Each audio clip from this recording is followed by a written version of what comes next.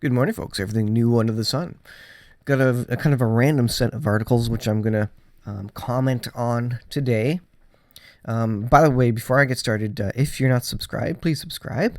I know about over 50% of my viewers actually aren't subscribed. So if you're listening to this and you aren't subscribed, please go ahead and hit that subscribe button. And that really doesn't do anything for me. It just, other than showing me that you're interested in watching the videos. So that's a good number for me to see that people are interested in what I'm doing rather than just random views on YouTube.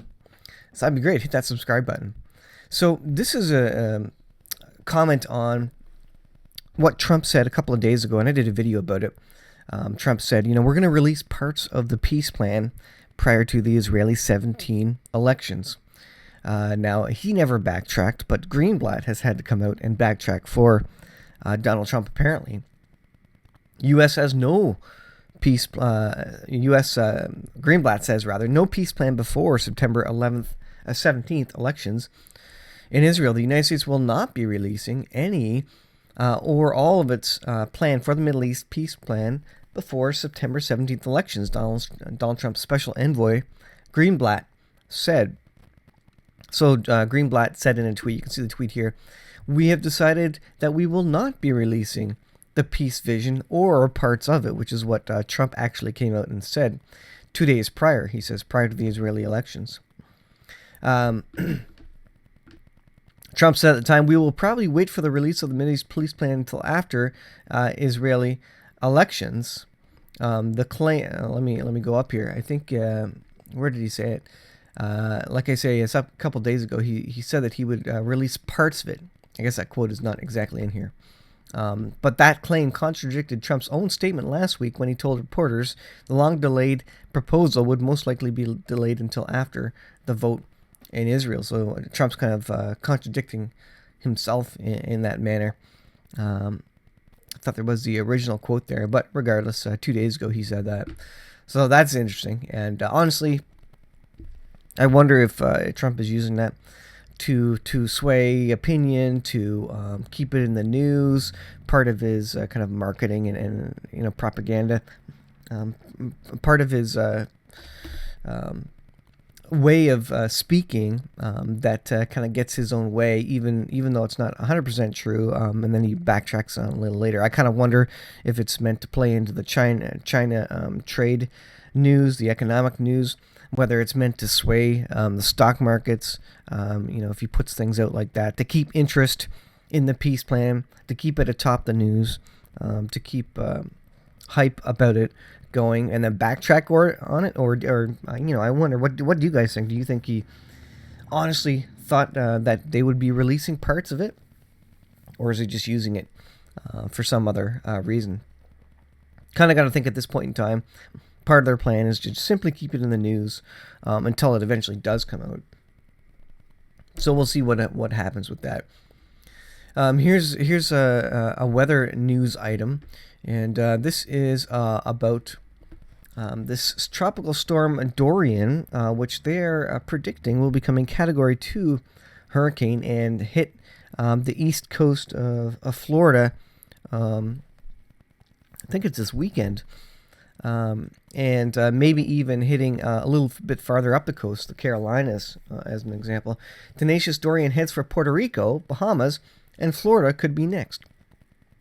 Now, up on the east coast here, northern east coast, maritime Canada, we're getting hit with a tropical depression today, which is going to bring in some heavy bands of rain. So this is hurricane season, and it started a little bit late. So start watching for these sorts of things. And BP Earthwatch, as per normal, is doing some great videos tracking these, talking about spaghetti models and stuff. If you haven't heard of BP Earthwatch, if you're not subscribed to him, get subscribed to. I think he's got a new channel. His old channel was taken down, or otherwise there's a lot of problems caused by it, and so he has got a new channel. But yeah, check out BP Earthwatch on YouTube, and he covers this quite a bit. Nudged on all sides by a grab bag of influences, Tropical Storm Dorian has held its own, it says. Let's see, working its way, let me scroll up here. into the eastern Caribbean after passing near Barbados and St. Lucia. Dorian is likely to move across Puerto Rico as a tropical storm. It goes on the Bahamas and westward into Florida. Dorian's strength by later this week remains a big question mark, but a hurricane on Florida's east coast over Labor Day weekend is a distinct possibility. So this weekend, hitting Florida, potentially as a Category 2. As of 8 p.m. Tuesday, Dorian was centered 300 miles off southeast Ponce, Puerto Rico, moving west-northwest at 13 miles per hour. Dorian's small core was disrupted when it passed directly over the high terrain of St. Lucia, so that would have weakened it. The information goes on. I'll put the links in the description, but I mean this is kind of mainstream news about this, so it's something to pay attention to. We're in hurricane season, so we're going to start having these weather events come up the East Coast here. This is from the Common Sense Show. I don't often cover him, but I thought it was interesting nonetheless. NBC News is now attacking heterosexuality, the very basis of sustainable human life. And this is something that I would absolutely fully expect to be coming. You look at the situation that occurred in Sodom and Gomorrah, where all the men of the city came attacking on Lot's door. And they were of one mind, really, to attack the men that had come into the city, and so that's homosexuality. And so it's interesting, and it's not at all unexpected, honestly, that they're now going after heterosexuality, and the way they're coming against it is saying that it's the great persecution of patriarchy. Which is driven forward by men. It's all men's fault. The mainstream media has gone so far off the rails into LGBTQ insanity, it's now claiming that heterosexuality is inherently a bad thing that was created by men. Somehow men created heterosexuality and the reproduction process to function as the bedrock of global oppression for women, meaning that all women now need to become lesbians or other in order to free themselves, quote unquote, from the shackles of patriarchy. Incredible. Writing for NBC News, Marcy Bianco, a self-proclaimed atheist, lesbian, feminist writer, and cultural critic from San Francisco, of all places, of course, put together a full-fledged manifesto against the idea of being straight, which she claims that men essentially schemed up. So being straight, heterosexuality is something that men schemed up as a way to maintain their societal dominance over women. Incredible. I mean, you just read this article and it's like, for real, first of all, where did she get any evidence that men schemed this up, and when? How did this all take place? I don't think the theory of evolution supports this view at all. Of course, I'm sure they'll all jump on the bandwagon. Basically, all this is an excuse to not believe the God of the Bible. This is an excuse to say, you know what, everything he has created, the God of the Bible, is wrong. In Bianco's view, it says, women are increasingly realizing that they don't need heterosexuality. And I ask you, how are they going to reproduce? You can't physically reproduce without men and women. It says, in order to live their lives, certainly they don't need heterosexuality to live their lives, but they won't have any offspring. There won't be any people to continue on after them. Instead, Bianco suggests women need to just shack up with other women, which is what Bianco herself has done in order to lay bare the strictures of an American patriarchy on the edge of a nervous breakdown. Incredible. She complains about the fact that typing on her computer was designed by men, and her office, which was designed by men. Bianco actually declared in her opinion piece that the male-female relationship paradigm constitutes a very negative aspect of the status quo, adding heterosexuality is just not working. It's an incredible article. I will put the link obviously in the description. You can read it for yourself. I think this is where the world's going to go. I think the world's going to jump on this bandwagon. How they address the need for society to procreate, otherwise society will be dead. I don't know how they're going to address that at all. But I can totally see that this is where the world is going. This is one more way to say, you know what, God, we don't want you, and anything that God supports, we're not going to support. It's directly stepping out against God. All right, the economy. This is from the economiccollapseblog.com. Guess what Warren Buffett is doing with his money right now? And so the question is always, where is the smart money, quote unquote? Where's the smart money going? The smart money, they've gotten their millions or billions for a reason, and so we call them smart money because they kind of have experience with where markets are going, and when hard times are coming, they know what to do with their money so they don't lose it all. So what is Warren Buffett doing? Does Warren Buffett believe that a major financial crisis is coming? It says, in life, what people do is far more important than what they say.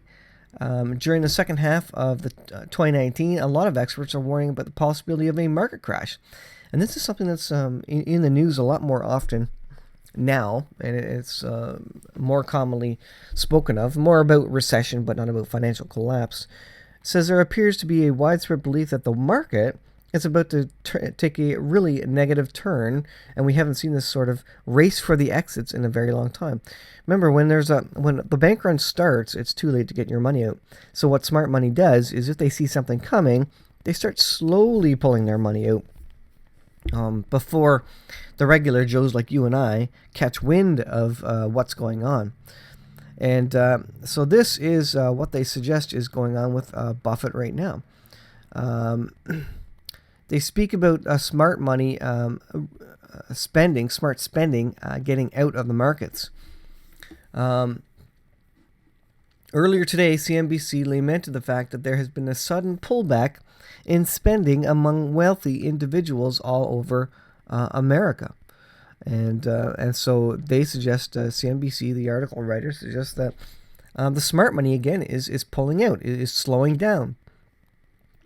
While the middle class and broader consumer sections continue to spend, economists say sudden pullback among the wealthy could cascade down to the rest of the economy and create further drag on the economy.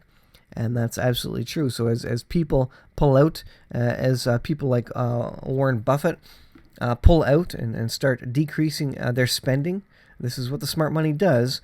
That's a great indication for you if they are starting to do this, that maybe you should be prepared, maybe you should be looking at this. Whether we're here for the economic collapse, I absolutely think we are here for an economic collapse. There is a black horse riding in the four horsemen of the apocalypse, but I think there is are there multiple economic collapses? Is the black horse simply an image of not related to economic collapse per se? Economic collapse catapults us into end-time Bible prophecy, but then things just get really bad with food and money, etc. after that, and that's certainly the repercussions of an economic collapse. It's going to last for years, so it's not like there has to be two economic collapses necessarily, but very hard times. And I think the economic collapse is one thing that kind of wipes out all Western nations, because you don't see any mentioned in end-time Bible prophecy. They're not backing up Israel, for example. So I think it's the one unifying factor in the last days, which brings us all together, brings us all to the same level, if you will, and allows for some of the big end-time wars that are to occur. So again, every day there's a lot of interesting things. We continue to go on. How long can the economy go on? How long can the bubble go on until it bursts? How high can debt in the world go before it crashes? The markets always revert to fair market. They always crash at some point. The market is always going to right itself. It's always going to revert to fair market prices. The question is, how long can they kick the can down the road? They are running out of time. The problem is, I think we all recognize they're running out of time. But how much time do they have left? How much time can they prop this thing up? How much time before the mark of the beast system? I believe a complete and total worldwide economic collapse is required to convince the world to move to the mark of the beast system. So when this does crash, it's going to go down it's going to be multiple times worse than 1929. After it, we're going to all move to the mark of the beast. We're all going to all agree at that point in time that the mark of the beast makes sense, because we're going to all be starving. We're going to be all desperate at that point in time, so we're not going to have anything else to say. We're going to say, yes, get rid of my Canadian dollar, get rid of my US dollar. I'm starving. I need to feed my family. If the governments of the world agree that we need to take a mark, well, let's go for it. And of course, the Christians are wise to that, but the rest of the world doesn't see anything different. They're using electronics in their bank cards. They're using near field identification in their RFID stuff in their phones, etc. So they're already paying with digital money, and so we're all used to it. So the next step is simply a mark in your right hand or your forehead, and that's the mark that the Antichrist is going to implement when the Antichrist comes. And so we have multiple prophetic lines converging about an Antichrist figure. We have multiple prophetic lines converging about an economic collapse, which would come prior to the implementation of the mark of the beast, or rather the acceptance by the world community of the mark of the beast. So there's a lot of biblical prophecy that's converging, and I'm trying to cover all these areas: the economic collapse, the war side of things, the mark of the beast, the Antichrist things, the false prophet, etc., and the general timelines of the end of the world. The point from the point of view of Israel being a nation and being 70 years old in 2018 and having only 10 years left. 80 years by reason of strength for Israel as a nation. So all these things are converging, and I think we're close to the last days. Thanks for watching, guys. I'll leave it there. We'll see you guys in the next video.